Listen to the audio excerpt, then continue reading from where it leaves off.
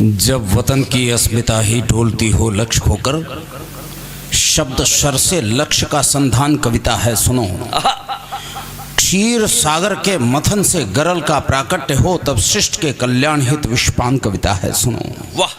और मांस नौचे धर्म का ही जब अधर्मी गिद्ध बनकर, धर्म रक्षा के स्वरों का गान कविता है सुनो। और सागरों के शांत जल में ज्वार का उन्माद भरकर, शब्द शक्ति जागरण अभियान कविता है सुनो।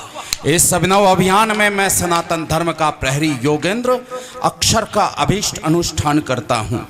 धर्म निरपेक्ष नहीं, धर्म अनुरक्त होकर समस्त धर्म मजहब का अभिन्न मान सम्मान करता हूँ। राष्ट्र की चरण वंदना में अभिव्यक्ति के पुरस्ताद शब्द बुद्धि की अधिष्ठात्री का ध्यान करता हूँ।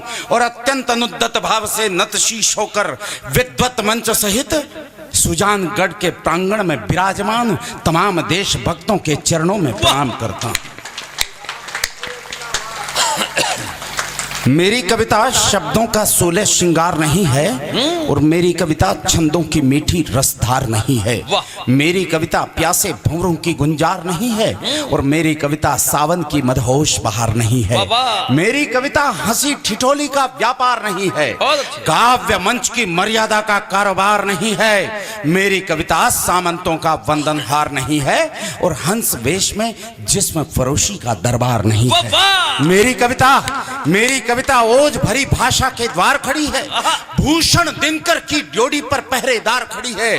मेरी कविता समझौतों की शर्तों से इनकार करेगी, अवरोधों की चट्टानों से टकराकर टंकार करेगी। मेरी कविता खुददारी से युद्धों को स्वीकार करेगी, कुरुक्षेत्र में कौरव दल का कुल संहार करेगी। मेरी कविता भ्रष्ट व्यवस्था का प्रतिकार करेगी, और मेरी कविता भारत मां की जय जयकार करेगी।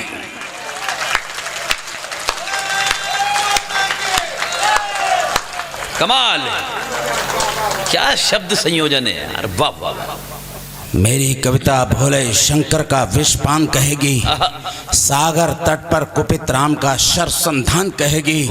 कुरुक्षेत्र के मध्य पार्थ से गीता ज्ञान कहेगी, कुरुक्षेत्र के मध्य पार्थ से गीता ज्ञान कहेगी।